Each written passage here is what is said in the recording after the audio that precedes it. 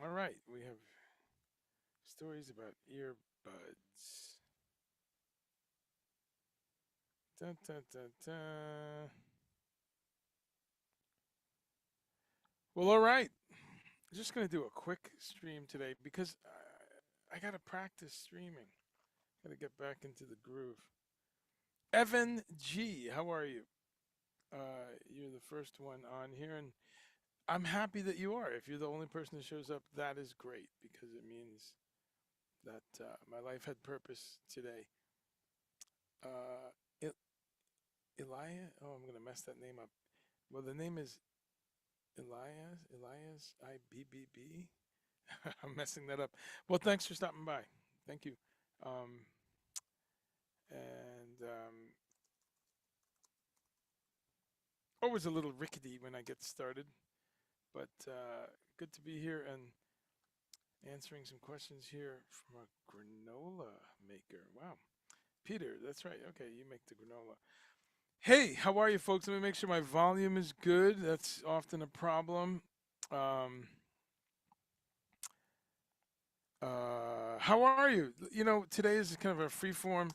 Every week I try to have one or two topics, and every week I try to recently talk about the H5N1 because I'm fascinated by those things. Uh, you know, H5N1 epidemiology and these things, just my amateur interest in how these things move around. Every week I try to always recently been fascinating. So okay, cool. No comments on Facebook, no comments on YouTube because we're just getting started. But one of the topics I wanted to talk about was getting some basics into your diet. You know, I was looking at a thesaurus or a would it be a thesaurus for a one night thing? I did a lot of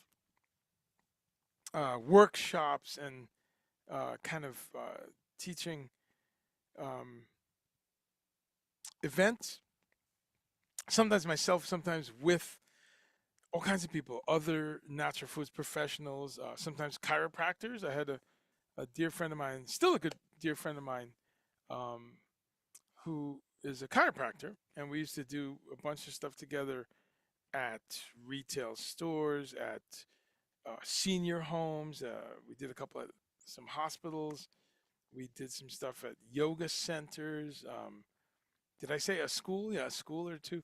So we used to do some stuff. So you'd write up like a little program guide, like, you know, here's a reading list. There's some topics that we're going to get into. And as time went on, I mean, I started doing this in the 80s. As time went on, um, websites and links, you know, I started I started doing this when it was well, yeah, pre-internet, you know, I mean, kind of. You say that.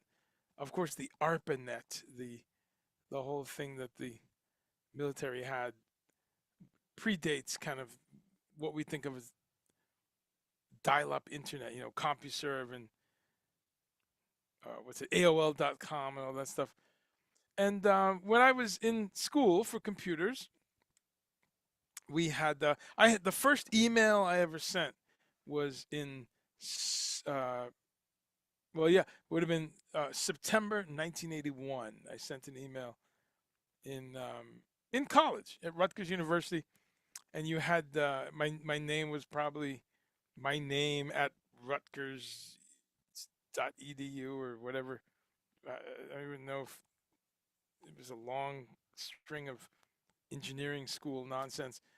But you know, the idea of being on a network where information could be found, and this was a green screen. You know, we didn't have video, no way. There's no JPEGs, even no images. So it's kind of cool to be cleaning up, doing some spring cleaning, and finding these old papers and things that I was involved in. I really should try to scan this thing, and maybe I'll grab it while we're on and just hold it up to the camera. I will. But what was fascinating though, looking at the 24-year-old Andre's work, 1989, and just seeing the list of stuff that I was going to talk about, and it was um,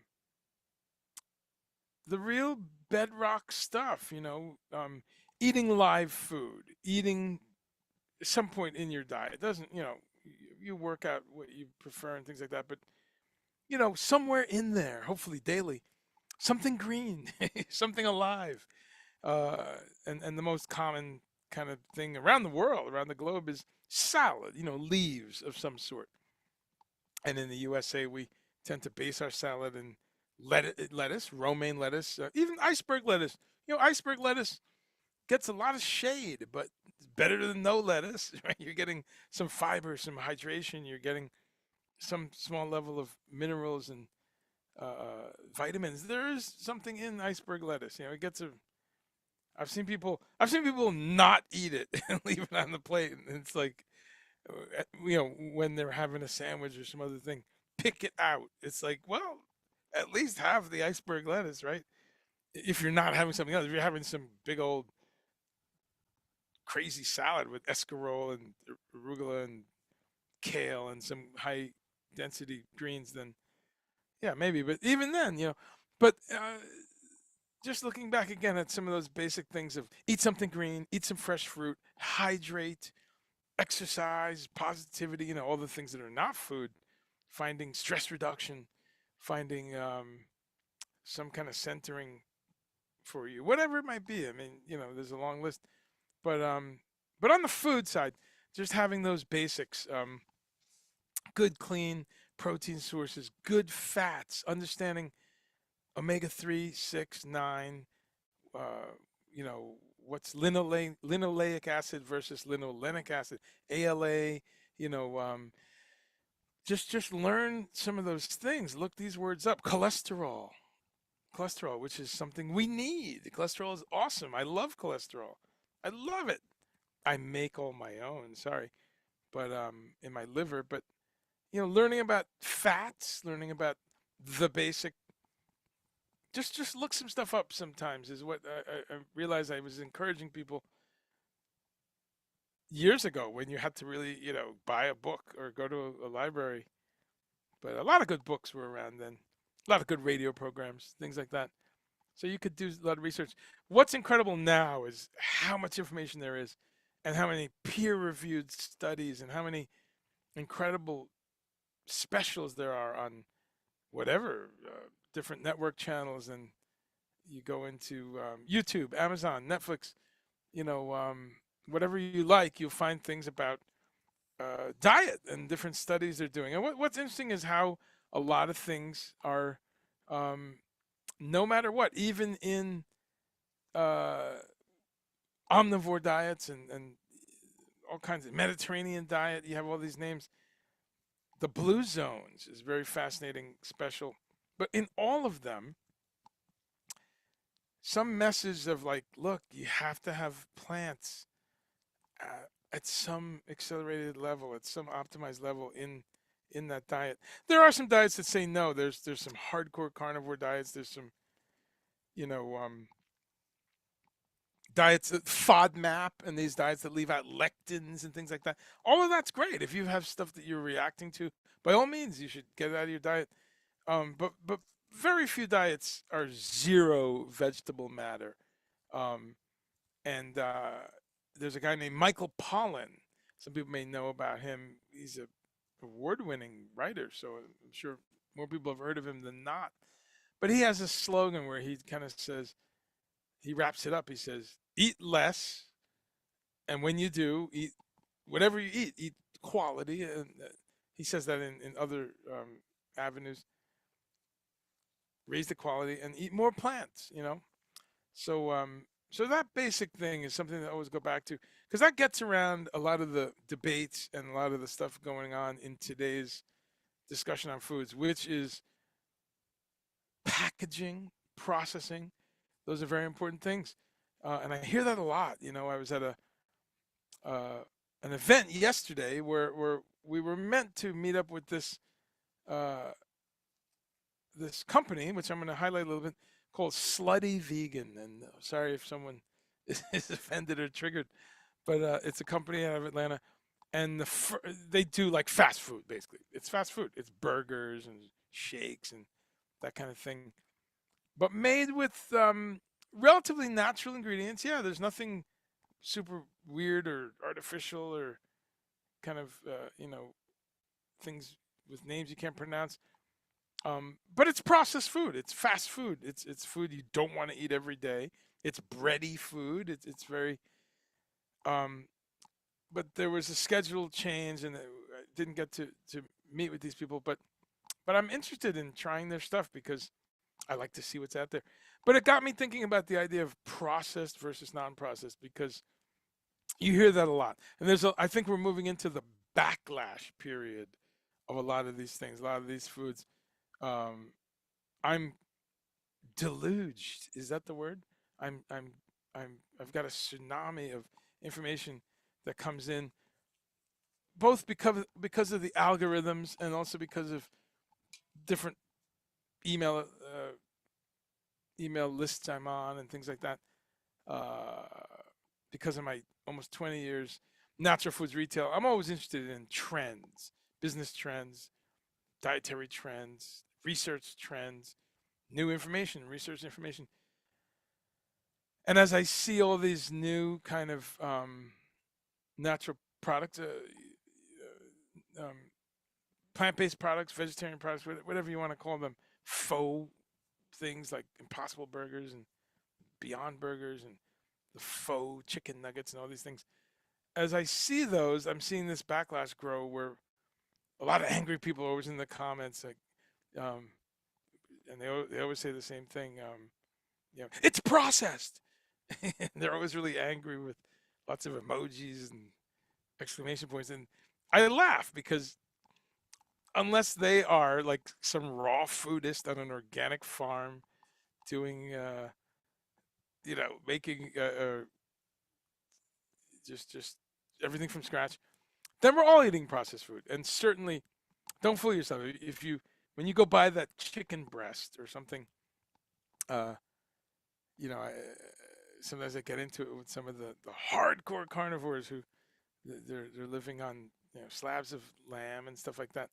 And again, I totally respect that choice. And all I push back with those kind of people is um, quality. If you're going to do that, get it from the farm, get it from the farm market, get it pasture raised, get it drug free, get it without extra hormones added. There's enough hormones in there.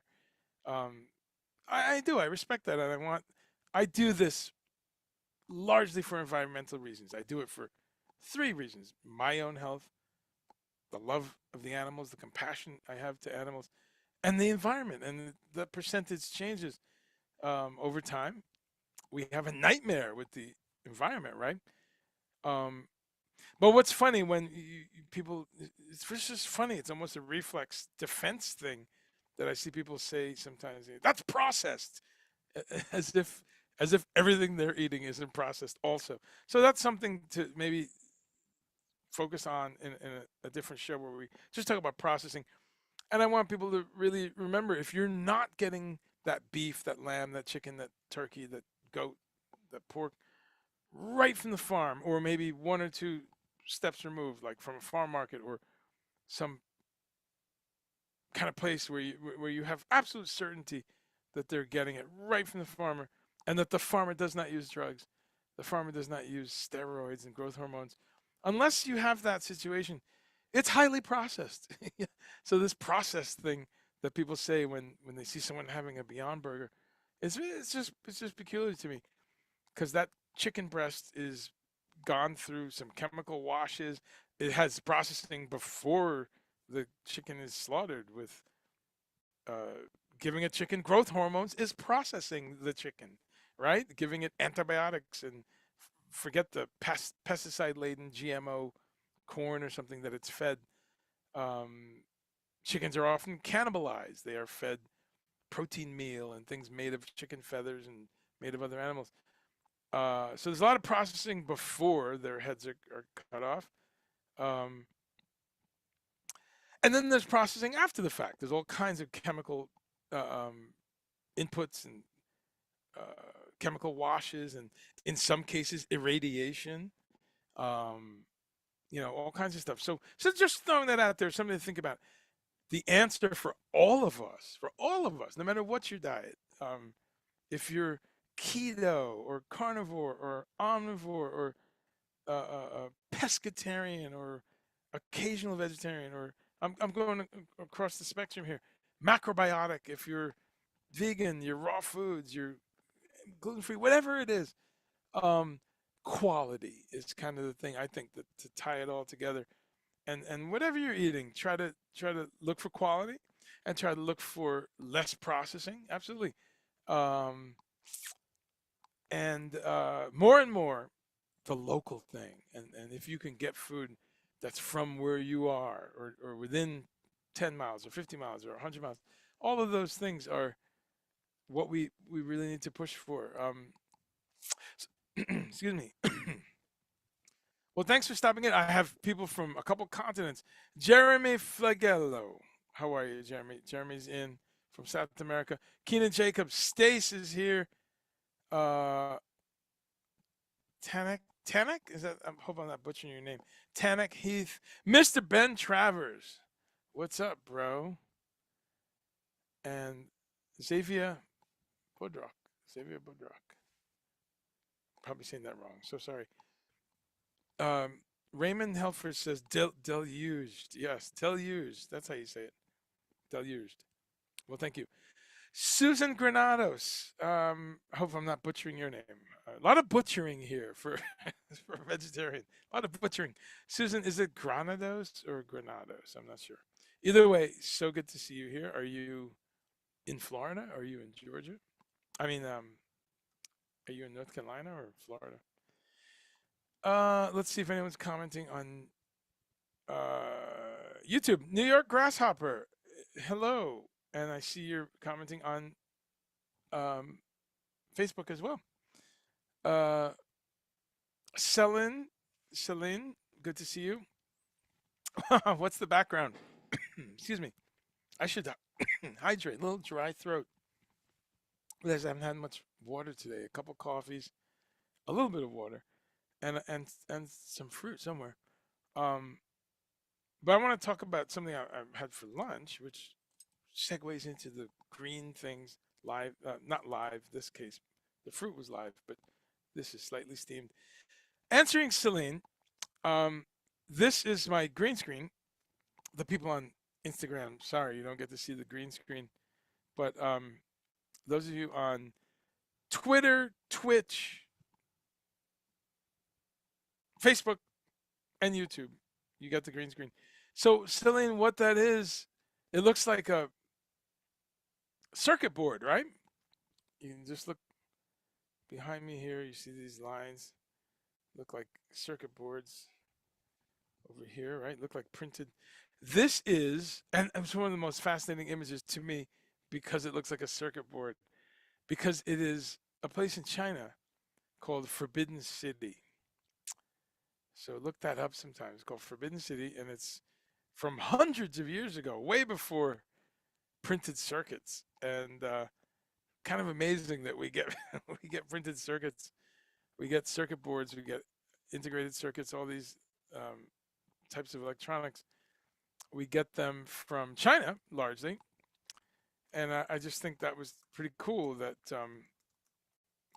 there's this area in China, the city, that from the above, from the aerial view, has this interesting, um, kind of design, like it's circuitry. It's just, so look that up, Forbidden City. You'll see some pictures. If you just Google Forbidden City, you'll see pictures of these, buildings, these kind of traditional style Chinese buildings with the ceiling, with the roof. I don't know, is it called a pagoda style roof? I'm not sure. You'll see a bunch of that. But if you pull up one of the aerial photos, it's pretty awesome because it looks like circuit boards. So that's what that is. Thanks for asking. And sorry, Instagram people, you cannot see that. So, okay, wasn't going to stay on long today. Just going to hit a couple topics and welcome anyone on Twitch. Sean Barnes on YouTube. Thanks for stopping by, Sean. And New York Grasshopper, you were there as well. Tell me your questions. Tell me your thoughts. What are you doing for Memorial Day? Any grilling? You got some veggies on the grill? You got some fun stuff? It's Meatless Monday. And what a cool thing to have it be Memorial Day where someone can go, you know what? This year, we're going to do Beyond Burgers. We're going to do some tempeh. We're going to do um, some shish kebabs with pieces of mushrooms and zucchini and hot peppers and uh, sweet peppers and maybe some tofu that's been marinated, or just do some skewers of vegetables and vegetable protein, which is always fun. Uh, so tell me what you're doing. What did you have for Meatless Monday? That's a question I used to ask all the time, and I keep forgetting to ask. But one thing I want to highlight, and I've got a little bowl of it here, and we try to have some of these around, or some of this around all the time, and it's just simply kale. I know the much maligned kale. Uh, if you can see that, just a little bit of steamed kale. And for those of you on Instagram, let me try to get a shot. Oh, that's delicious. I don't want to eat on the air because that's very impolite. But steaming up kale, one of the simplest things to get into your rotation, to get um, into your world. I mean, kale, the dark leafy greens are so important. And you can't bring that up enough and clarify that enough to remind people. I'm going to have a little seltzer here. This is a Waterloo sparkling blackberry lemonade. Trying to have everything in cans too with the whole recycling thing. And I love that there's a bunch of water now in cans. And I had some coconut water the other day in a can. And I love that, for instance, I went to Kava recently, which I love, and they don't have plastic. Very cool. Their containers for the food is like a paper-based thing. They have bottles and they have metal cans for the water. So kind of cool. So trying to push that envelope and reduce plastic. So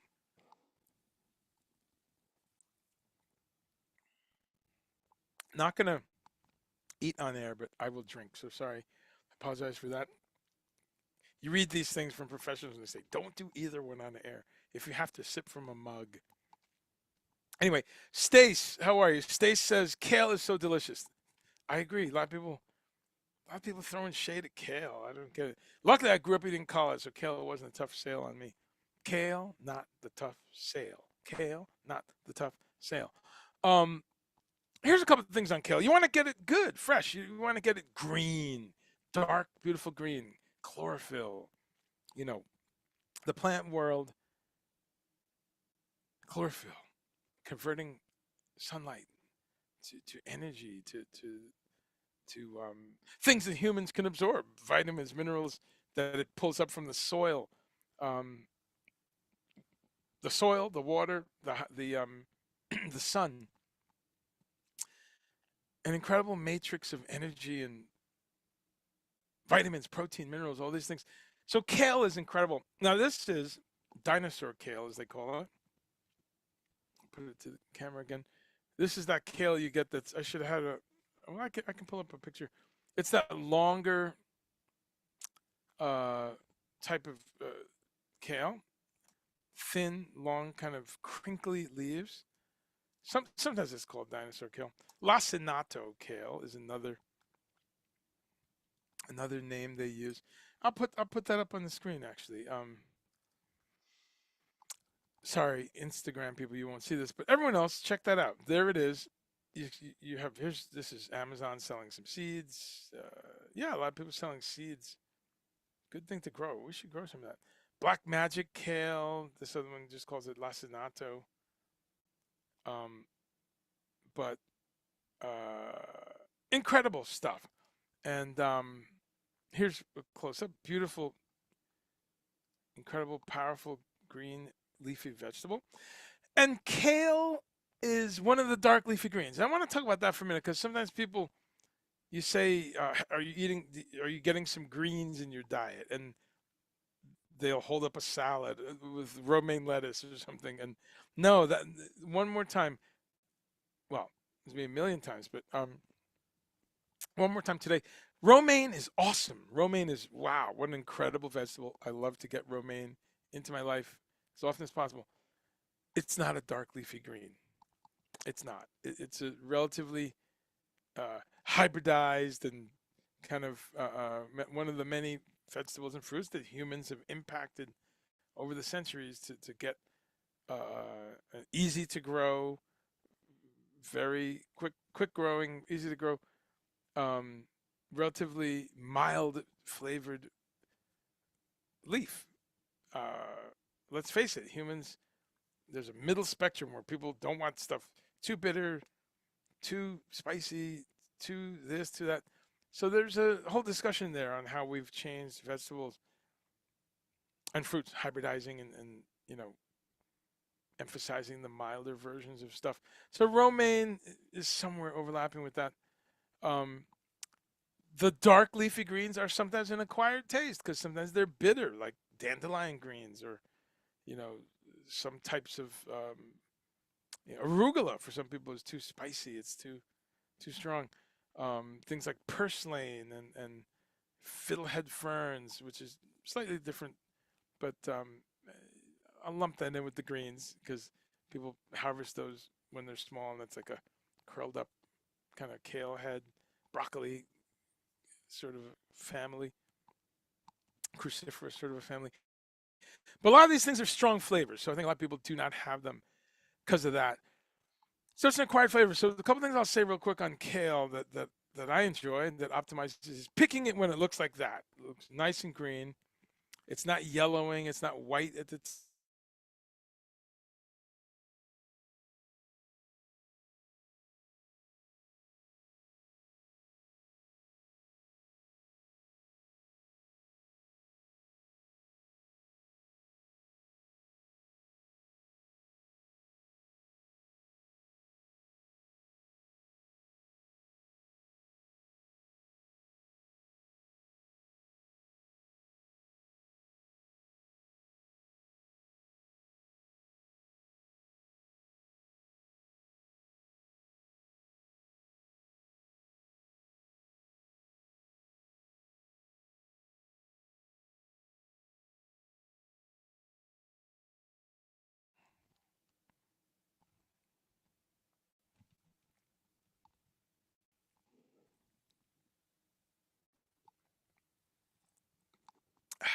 Am I back on?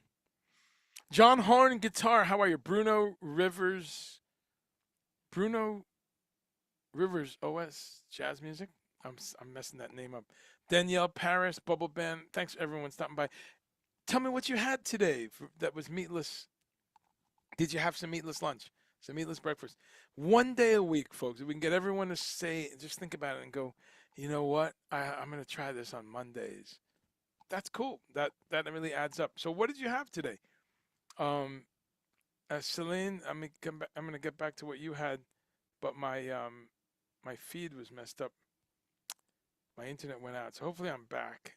Ray, am I back? Ray, you're one of my Jedi sound people to tell me if I'm loud enough, too loud, and if the feed is good. Ray, tell me if I am audible right now. So John Horn says every day. All right, I love that, John. That's great. You are plant based. You're a vegetarian, vegan. Tell us about your diet and when did you start eating that way? I love it. I love hearing the stories. So Celine says today.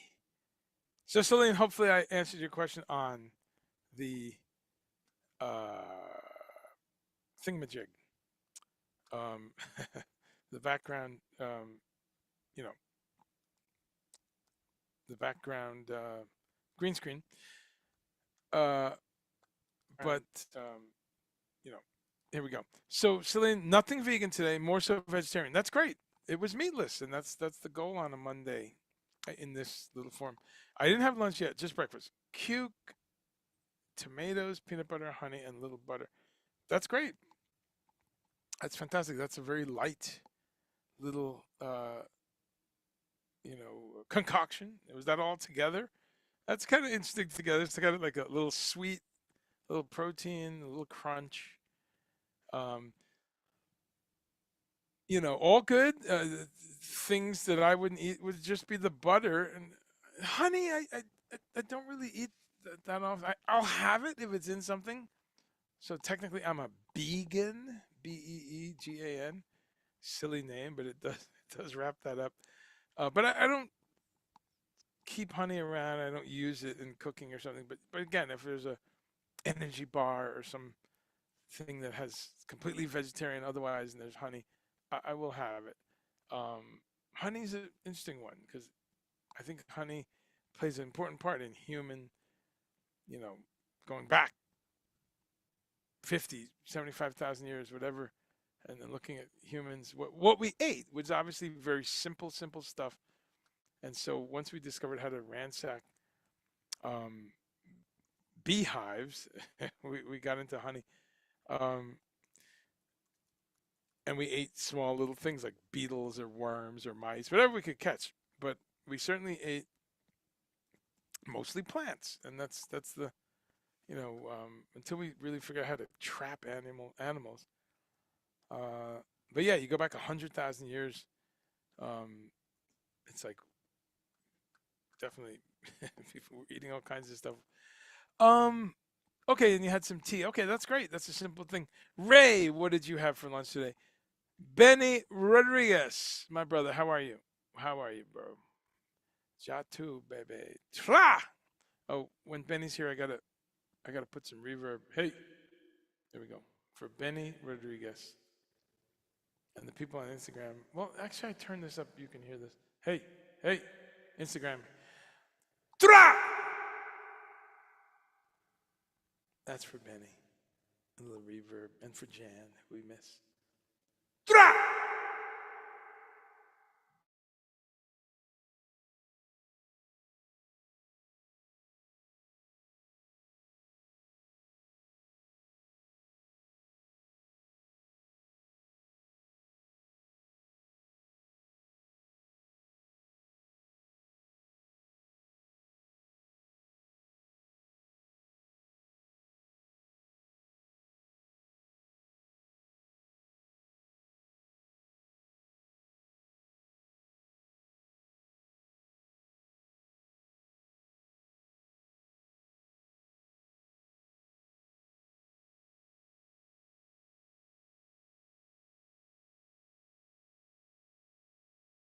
This.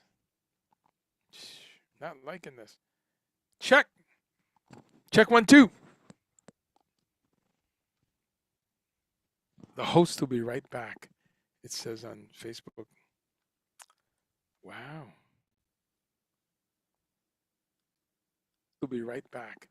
It says a lot of technical difficulties today. All right. Um, so that sounds good. Veggie curry, you got me anytime, man. Veggie curry, I'll eat it every day.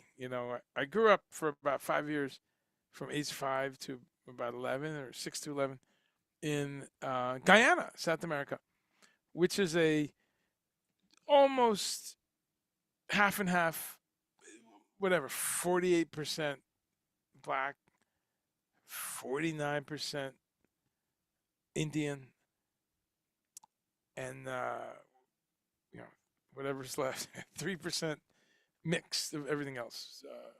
Whatever, maybe it's 5%.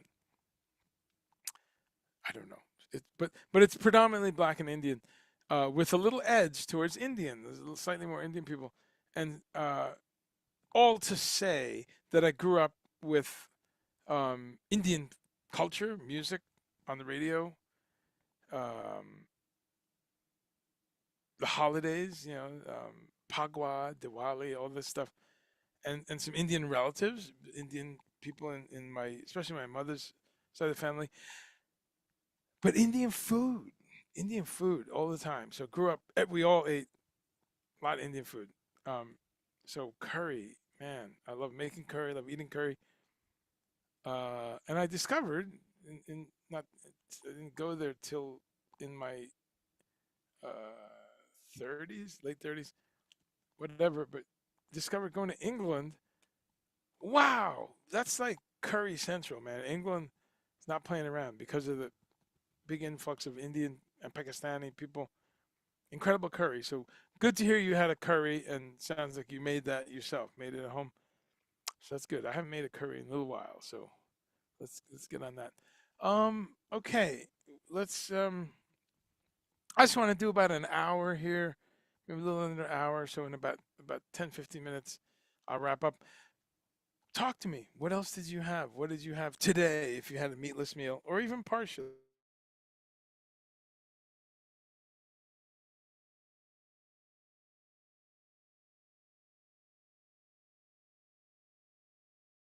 it's a staple for us, and it's so easy to prepare.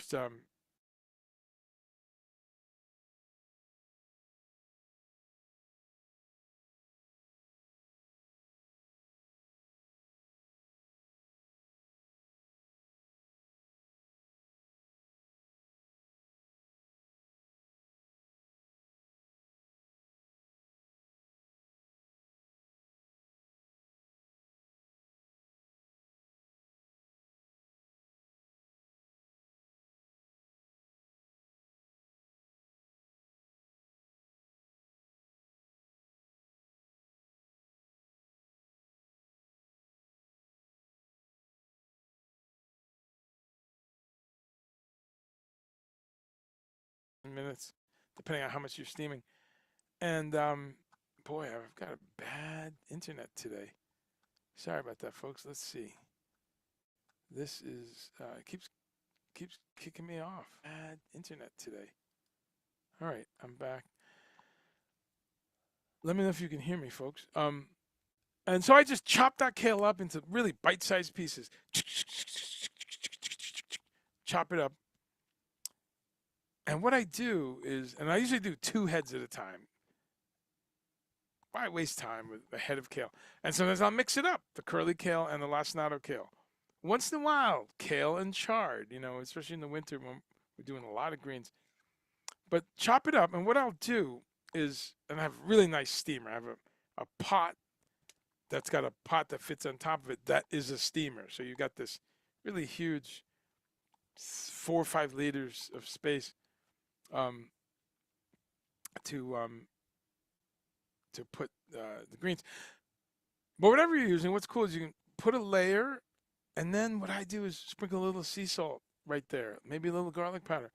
Put another layer of kale, sprinkle again, and whatever you like, experiment. I've done it with all kinds of spices and herbs, a little thyme, a little cumin, um, some furikake, Japanese spice blend. But you just kind of do that. Just put whatever it takes to split that kale up into 2 or 3 segments. But in between each, put a little. This is while you're steaming it. And what's beautiful is you steam it, and all of those aromatic herbs, or even the sea salt, whatever you want to put in there, um, really just does something nice when you're steaming it. It just kind of permeates.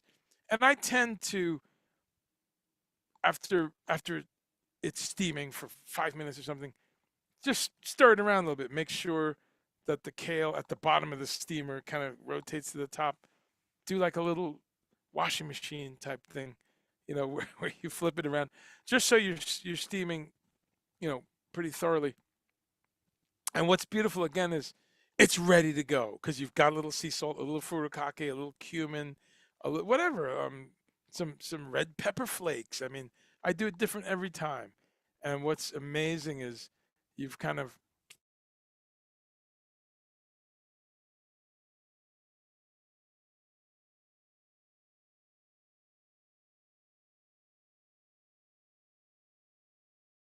some different flavoring on it.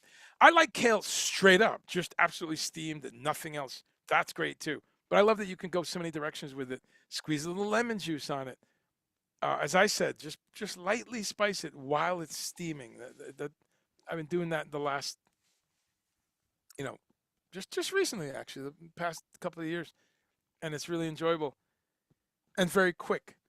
And if you're salt free or low salt, oh man, get one of those.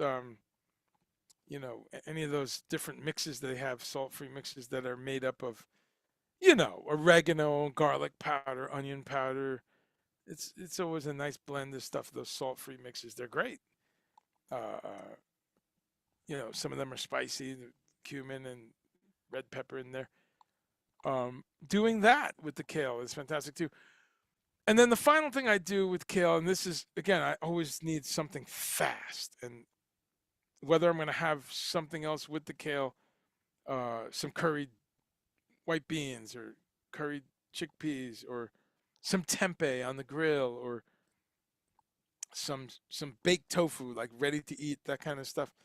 Sometimes in a hurry, what a beautiful combo. A little bit of baked tofu and some kale, and you've got, wow, just a spectrum of nutrients there. You've got protein, minerals, vitamins, some good fat. You've got some good calcium with the tofu and with the greens. Very good source of calcium. Fiber, incredible amount of fiber and protein, as I said, both in the tofu and the kale. But what I always love to do, or often love to do, is after you steam that kale, and again, a little sea salt or furikake or something, and then just drizzle some tahini onto the kale. Wow, that's another great combo, and just takes seconds. Tahini is ground sesame paste, and now you're adding more calcium, very absorbable calcium. You're adding protein, you're adding some good fat, you're adding some vitamins. Uh, so just one idea. I just want to, sometimes on this show I'm throwing a lot of info out there, but I thought, I just had some lunch. And I was like, why not just talk about how simple and beautiful dark leafy greens are? So again, for those of you who might have just jumped on, and I'm going to eat this as soon as I'm done here. I already had some, but I'm ready for another serving. There's some steamed greens, very simple, and cut into kind of bite-sized pieces. And you know, just ready to go. The other beautiful thing with that is I like making soup.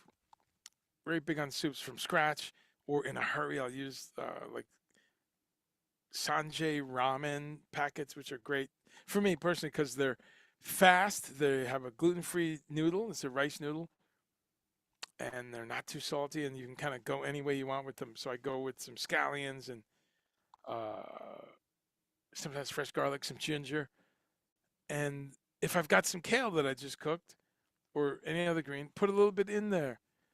Fantastic. And in a lot of Japanese soups, a lot of Japanese cooking, there's always some greens in there. It could be uh, different forms. They have all kinds of wonderful greens that I don't even know the names of, but I eat when I'm there. But some of them are like a spinach. Some of them are like a watercress. Some of them are like a bok choy. Some of them are like kale. But I love that in Japanese vegetarian food, which is amazing, you have a rich amount of uh, dark leafy greens that show up in soups and in stews and uh, or just on their own. So that's a little bit on kale. So hopefully anyone who doesn't like kale, I inspire you to just try it. Steam it up. Benny Rodriguez reminds us that yes, Bill Walton has died. I saw that before. Um, you know, I heard of him, and when I've heard of somebody in sports, that means they're really big because I know nothing about sports. I mean, I played football as a kid in high school and college, and by football I mean what Americans call soccer. Um, so even then, I didn't follow it per se, but I've never followed any of these things: baseball, football. Nothing against it. I've